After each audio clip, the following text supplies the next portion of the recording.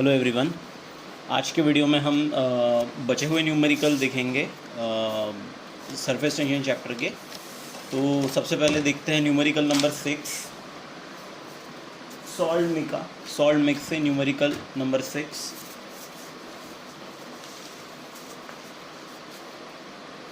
Okay, इसमें दिया हुआ है A rectangular film of a liquid is formed in the frame of wire and a movable rod of length 4 cm.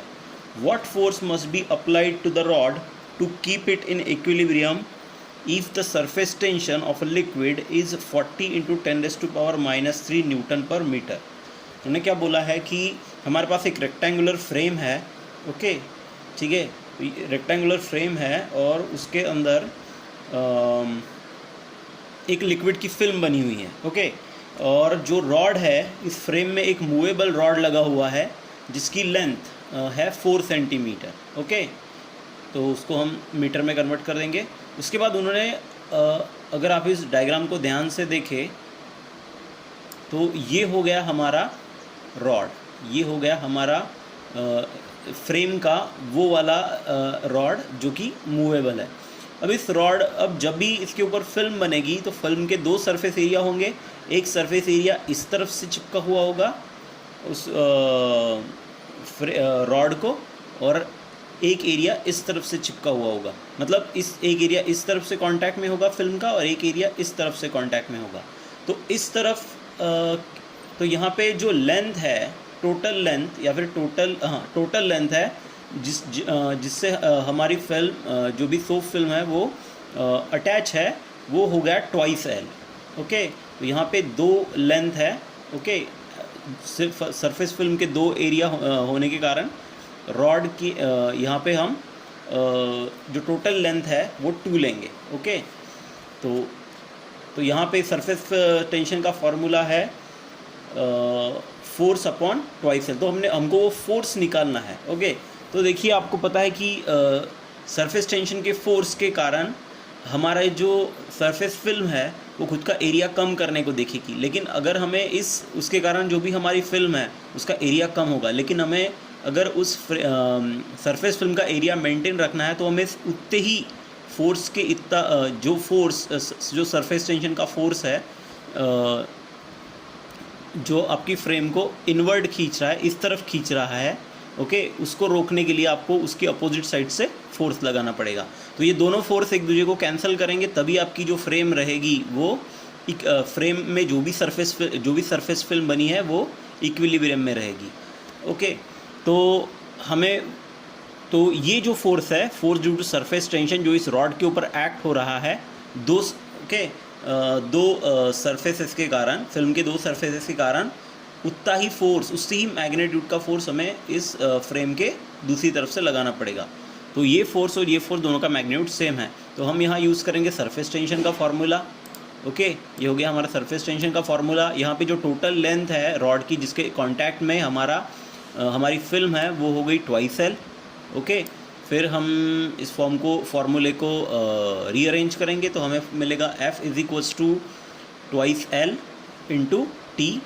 हमारे पास L और T की दोनों वैल्यू मौजूद है यहाँ पर, ठीक है। T की वैल्यू है 40 into 10 to power minus 3 newton per metre. ये सारी वैल्यू पुट करने के बाद हमें उस फोर्स का मैग्नीट्यूड मिल जाएगा, जो फोर्स जिस फोर्स की मदद से हम इस सरफेस फिल्म को इक्विलिब्रियम में रख सकेंगे। तो वो फोर्स आया 32 into 10 to power minus 5 newton. Okay, तो ये हो गया न्यूमेरिकल नंबर 6 सॉल्व में का। अब देखेंगे हम नेक्स्ट न्यूमेरिकल नंबर 7 सॉल्व में का। ओके, तो न्यूमेरिकल नंबर 7 में दिया हुआ है a soap bubble of radius 10 centimetre is blown, surface tension of the soap solution is 39 per centimetre, calculate the work done to blow the bubble.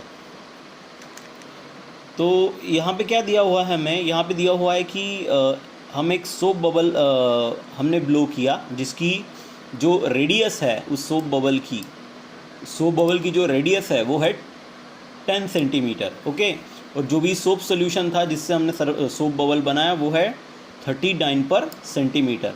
अब हमें वो वर्क डन निकालना है जिसकी मदद से हमने हमारा बबल ब्लो किया।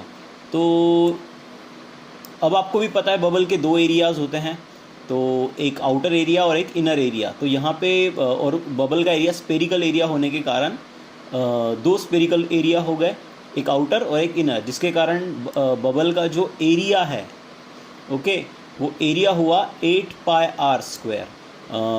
स्पेरिकल एरिया का फॉर्मूला 4 पाई आर स्क्वायर है, दो एरिया होने के कारण मल्टीप्लाइड बाय 2 और यहाँ पे आएगा total area of the bubble is 8 pi are square.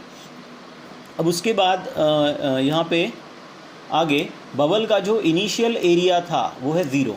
0 means bubble existence में ही नहीं था, तो शुरुआत में बबल एग्जिस्टेंस में नहीं था तो उसका एरिया हुआ 0 और उसका फाइनल एरिया बबल बनने के बाद है 8 पाई आर स्क्वायर। तो यहाँ पे चेंज इन एरिया जब हम निकालेंगे DA, तो DA आएगा हमारा A2 माइनस A1 जो कि है DA is equals to 8 pi are square. Okay, कि इनिशियल एरिया की वैल्यू 0 है। उसके बाद हम यहाँ पे वही हमारा फॉर्मूला यूज़ करेंगे, work done is equals to surface tension into change in area. Okay, so हमारे पास T की वैल्यू भी है और DA means 8 pi are square, change in area means 8 pi are square.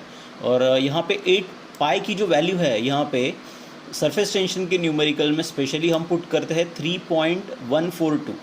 Okay, 3.14 नहीं 3.142 पुट करते हैं। इसके बाद हमें वो वर्क डन मिलेगा जिस वर्क डन की मदद से हमने हमारे बबल को ब्लो किया था। ओके, तो ये हो गया न्यूमेरिकल नंबर 7। अब इसके बाद हम देखेंगे न्यूमेरिकल नंबर 8 सॉल्व का।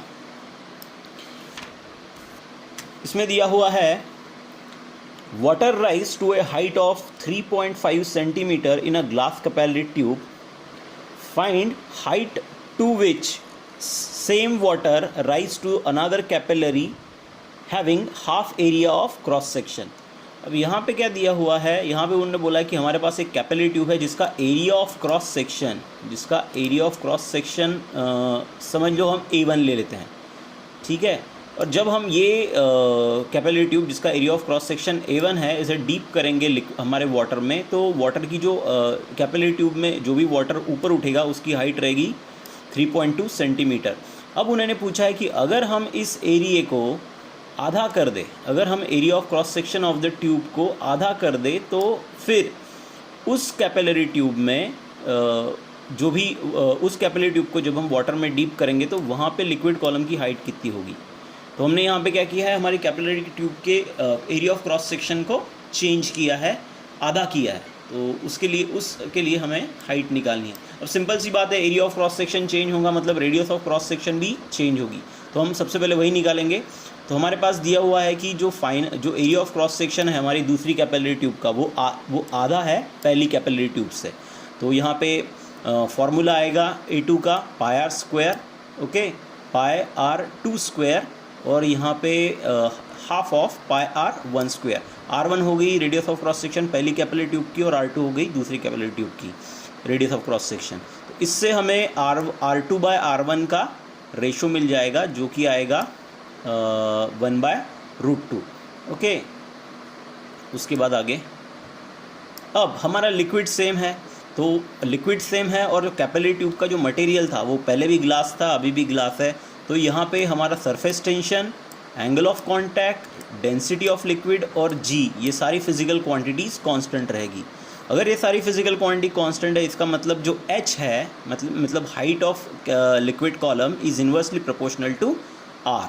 ओके, ये रहेगा। तो हम इससे हमारी दो केसेस बनाएंगे। पहली कैपिलरी ट्यूब के लिए एक case H1 is direct inversely proportional to R1 और second case H2 is inversely proportional to R2। अब दोनों को डिवाइड करेंगे H2 बाय H1 तो हमें मिलेगा H2 by H1 is equals to R1 by R2। अब हमारे पास R2 बाय R1 की वैल्यू है, इसका रेसिप्रोकल लेके हम R2 बाय R1 की वैल्यू है तो इसका रेसिप्रोकल लेके हमें R1 बाय R2 की वैल्यू मिल जाएगी, ठीक है। अब फॉर्मूले को रीअरेंज करेंगे तो H2 is equals to R1 by R2 into H1। अब हम यहाँ पे R1 बाय R2 की वैल्यू पुट करेंगे जो कि आएगी √2 इसका रेसिप्रोकल लेने के बाद R2 बाय R1 का और मल्टीप्लाइड बाय हम पहली केस वाली हाइट, पहली कैपिलरी ट्यूब में लिक्विड कॉलम की हाइट जो है 3.2। इसे सॉल्व करने के बाद हमारा आंसर आएगा 4.525। ठीक है, तो दूसरी कैपिलरी ट्यूब में एरिया ऑफ क्रॉस सेक्शन कम होने के कारण रेडियस ऑफ क्रॉस सेक्शन कम रहेगी, जिसके कारण जो हाइट रहेगी लिक्विड कॉलम की वो ज़्यादा रहेगी। इसके बाद हम अनसॉल्व वाले प्रॉब्लम्स देखेंगे। तो अनसॉल्व में का फर्स्ट प्रॉब्लम देखेंगे हम।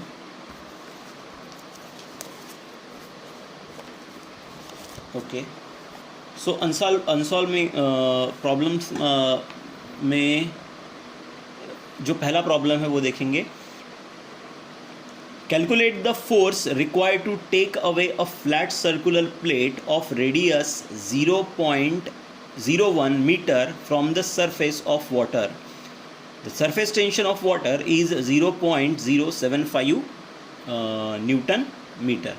तो यहाँ पे क्या दिया हुआ है इन्होंने हमको, उन्होंने कहा है कि हमारे पास एक फ्लैट सर्कुलर प्लेट है, ये हो गई फ्लैट सर्कुलर प्लेट, और इस सर्कुलर प्लेट की जो रेडियस है वो है 0.01 मीटर, मतलब वो रहेगी 10⁻⁻² मीटर। और उन्होंने लिक्विड का सरफेस टेंशन दिया हुआ है हमको। ओके, तो ये है हमारे लिक्विड में वाटर का surface tension 0.075 Newton per metre. उससे भी हमने पावर एडजस्टमेंट के ज़रिए 1 से बड़ा बना दिया है। तो अब जब हम ये प्लेट वाटर में रखेंगे तो सरफेस टेंशन का फोर्स इस प्लेट के ऊपर एक्ट होगा। तो सबसे पहले हमें यहाँ देखना होगा कि जो लेंथ है जो हमारे लिक्विड के कांटेक्ट में है वो दूसरी कुछ न होते हुए हमारी जो भी सर्कुलर प्लेट है उसका सरकमफेरेंस है। ठीक है, तो ये जो भी सरकमफेरेंस है हमारी प्लेट का, उस सरकमफेरेंस के कांटेक्ट में हमारा लिक्विड है। ओके, तो यहाँ पे जो लेंथ है, जिस लेंथ के जो हमारी प्लेट की जो भी लेंथ है जिसके कांटेक्ट में हमारा लिक्विड है वो हो गया 2πr। अब इसके बाद हमारे पास फॉर्मूला है ही सरफेस टेंशन का, surface tension is equal to force per unit length. Okay, तो हमें वो फोर्स निकालना है जो फोर्स हमें लगेगा इस प्लेट को इस सरफेस के, इस लिक्विड के सरफेस से, इस वाटर के सरफेस से ऊपर उठाने में।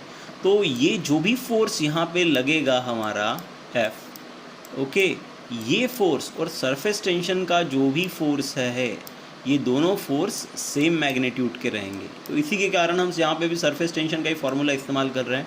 तो सरफेस टेंशन का फार्मूला हमने यहाँ यूज़ किया, T = F/L। यहाँ पे L की वैल्यू पुट करें जो कि है 2πr। इसके बाद फार्मूले को रीअरेंज करके F का फार्मूला बनाया, F = 2 × 2πr। सारी वैल्यूज़ यहाँ पे पुट करने के बाद हमें आंसर मिला F = 4.713 × 10⁻³ न्यूटन। अब ये सारे कैलकुलेशन अब लॉग टेबल की मदद से आराम से कर सकते हैं। ओके, तो ये फोर्स हमें लगेगा इस प्लेट को इस लिक्विड सरफेस के ऊपर से उठाने के लिए। ओके, तो ये हो गया हमारा पहला न्यूमेरिकल अनसॉल्व में का। अब नेक्स्ट अनसॉल्व में का दूसरा न्यूमेरिकल लेंगे हम। There is a soap solution on a rectangular film of wire of area 4 × 4 centimeter or 4 centimeter × 4 centimeter. If the area of the frame is increased to 4 centimeter × 5 centimeter, find the work done in the process. अब यहाँ पे हमें surface tension of the soap film दिया हुआ है जो कि है 3 × 10⁻² न्यूटन पर मीटर। क्या बोला है इन्होंने यहाँ पे, उन्होंने कहा है कि हमारे पास एक रेक्टेंगुलर फ्रेम है जिसमें सोप फिल्म बनी हुई है और उसका जो इनिशियल एरिया था वो इनिशियल एरिया था ये 4 सेंटीमीटर 4 सेंटीमीटर। इसे कैलकुलेशन से मल्टीप्लाई करने के बाद हमें एरिया मिल जाएगा 16 सेंटीमीटर स्क्वायर। सेम अब उन्होंने क्या किया, इस एरिया को बढ़ा दिया। तो अब जो फाइनल एरिया है वो है 4 सेंटीमीटर × 5 सेंटीमीटर जो कि आएगा 20 सेंटीमीटर स्क्वायर। अब यहाँ पे हम आसानी से चेंज इन एरिया निकाल सकते हैं जो कि है 20 - 16 दैट इज़ 4 सेंटीमीटर स्क्वायर से हमारा एरिया बढ़ा है दोनों केसेस में। अब इस सेंटीमीटर स्क्वायर को हम मीटर स्क्वायर में कन्वर्ट करेंगे जिसके लिए हम सेंटीमीटर की जगह 10⁻² उसका कन्वर्जन फैक्टर पुट करेंगे सेंटीमीटर × मीटर। और फाइनल जो भी हमारा चेंज इन एरिया आएगा SI में वो रहेगा 4 × 10⁻⁴ मीटर स्क्वायर। और सरफेस टेंशन की वैल्यू हमें दी हुई है जो कि 3 × 10⁻² न्यूटन पर मीटर। अब इसके लिए भी जो फार्मूला हमें लगेगा वो फार्मूला हमें पता है, वो फार्मूला है surface tension is equals to work done per unit area, और हमें यहाँ पे वो वर्क डन निकालना है जिसके मदद से हमने इस एरिया को इंक्रीज़ किया। तो अब यहाँ पे महत्वपूर्ण चीज़ और एक है कि आपको पता है कि जो भी आपकी सोप फिल्म होती है उसको 2 एरिया होते हैं, एक आगे की तरफ से और एक पीछे की तरफ से, इसीलिए यहाँ पे दिया हुआ है सोप फिल्म हैज़ 2 एरियाज़। तो यहाँ पे जो फॉर्मूले में जो भी चेंजेस आएंगे वो यहाँ पे आएगा हमारा फैक्टर 2। ओके, तो dw/2dA।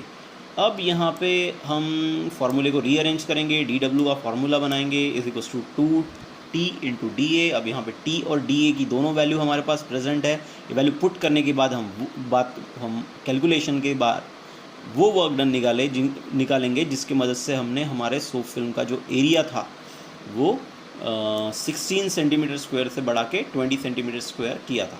ओके, सो ये हो गया हमारा न्यूमेरिकल नंबर सेकंड सॉल्व में से। ओके।